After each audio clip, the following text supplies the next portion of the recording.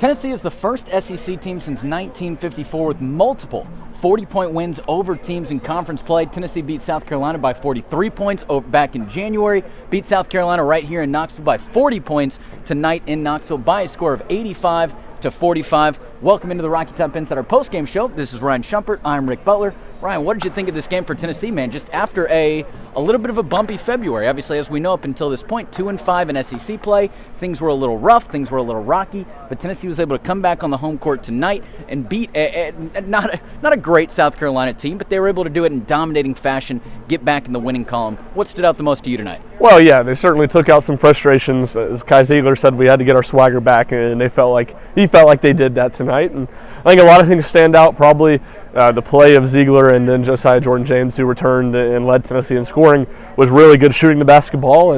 But I mean, it was a complete team win. There wasn't really anyone who played that didn't play well for Tennessee, and there wasn't hardly anything Tennessee didn't do well. Yeah, absolutely. You know, one of the big takeaways from tonight's game was just the return of Josiah Jordan-James. Obviously, turning back the clock a little bit, going back to February 8th, that game in the Mid-State against Vanderbilt. That was the game where he went down in that final minute of the game with the ankle injury. Taking a little bit of work over the month of February to get back in the court, but man, he looked like he was in mid-season form. Didn't even look like he had missed a couple of games in between during the month. He led Tennessee with 18 points, tied for the leading scorer in the entire game with Hayden Brown from South Carolina. What did you think of his return, just in what he was able to do for this Tennessee team? Well, yeah, he shot the ball really well, and you said mid-season form. I mean, it was better than that. He was 2 of 24 from 3 in the 5 games before he got injured, or I guess counting the game that he got injured, and then he was 4 of 7 tonight. So he shot the ball really well, and we know when he's out there, one, that helps Tennessee space the court more, play more four-guard lineups, and helps out the offense, and then obviously that's really compounded on itself when he shoots the ball well too. So it's a completely different Tennessee offense when he's out there knocking down shots, and we saw him do that tonight, and he played a pretty good amount of minutes, not a ton, and it probably would have been a little bit more if Tennessee, it wasn't such a lopsided win. Sure, absolutely. You know, and ultimately that's kind of what it was, right? Tennessee took a pretty darn good first half where they're up by I believe 12 points heading into halftime, and just absolutely kicked open the door in the second half. They outscored South Carolina by a score of 47-19 just in the second half. And obviously there are several factors and variables that can go into something like that. South Carolina started jacking up, maybe shots that they weren't used to taking, right, when you're down by that big of a lead. But ultimately, this was a game where Tennessee was able to keep their foot on the gas. They did so throughout the whole game, able to get in a bunch of guys and plenty of walk-on action at the end of the game. But ultimately, this was a game where Tennessee did what they were supposed to. We've seen Tennessee have a little bit of hard time sometimes with unranked teams or middle-of-the-pack teams, and South Carolina is a little bit less than middle-of-the-pack. But certainly, Tennessee did what they needed to do against a team that caliber. Yeah, I mean, South Carolina's really bad. Yeah. I mean, they were playing better coming into this game, so it's not.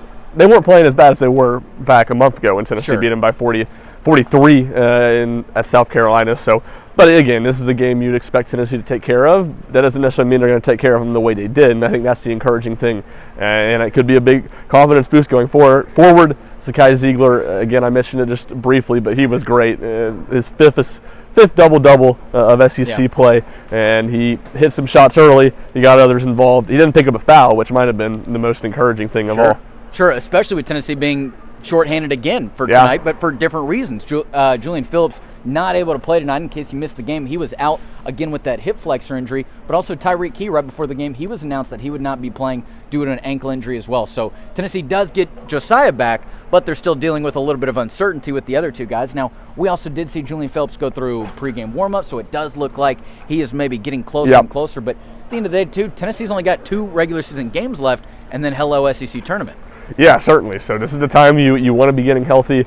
The Tyreek Key thing is, I don't know if worrisome is the right word I would use, but Tennessee seemed to be a little confused as to what had happened. It was a surprise to them, and obviously Tyreek Key is not a star on this team or anything like that, but they don't have a whole lot of guard depth, and certainly not a lot of point guard depth, and that means more opportunities for B.J. Edwards, who played pretty well tonight in those opportunities, but in those tighter games, it's hard to think B.J. Edwards is going to be able to go out there and give you 15 minutes or anything like that too. So I think Tyreek Key, from being able to help take a little bit of the point guard burden, workload, it's big to have him healthy, and also just another guy that's at least capable of hitting shots.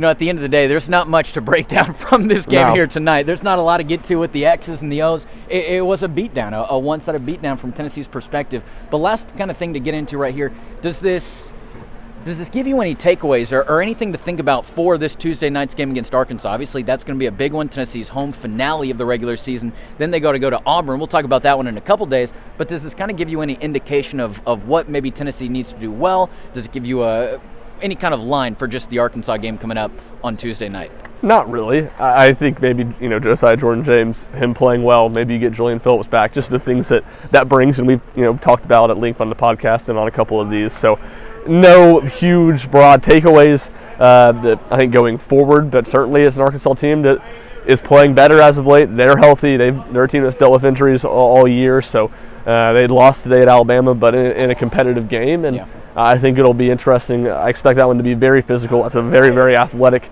Arkansas team, and a game that's going to be very defensive, very rebound-oriented. The spacing and the free-flowing nature of this one, I don't think you'll see in that game, and that makes it good that Tennessee's playing on their home court, because those physical games, the officiating can often be swung a little bit due to who the home team is. It really is a crazy stat. I mean, first SEC team since 1954. That was a long time ago to have multiple 40-point-plus wins against SEC competition. And the scores are pretty close as well. I believe back in January in Columbia, Tennessee won by a score of 85-42. Yep. They win by a score of 85-45 here in Knoxville tonight. So certainly Tennessee had the Gamecocks number on the basketball court this season, and we'll see what happens coming up in the future as well. All right, well, that's going to wrap it up for us today here on the court in Knoxville, right after Tennessee's 40-point win over South Carolina. We will see you back for the next game. It'll be right here. It'll be a late one, right? Yeah. 9 p.m. tip-off? Yep. There you go, 9 p.m. tip-off. Arkansas visiting Tennessee. We will see how that one goes. Thanks so much for listening to the Rocky Top Insider postgame show. This is Ryan Shumpert. I'm Rick Butler. We'll see you back for the next one.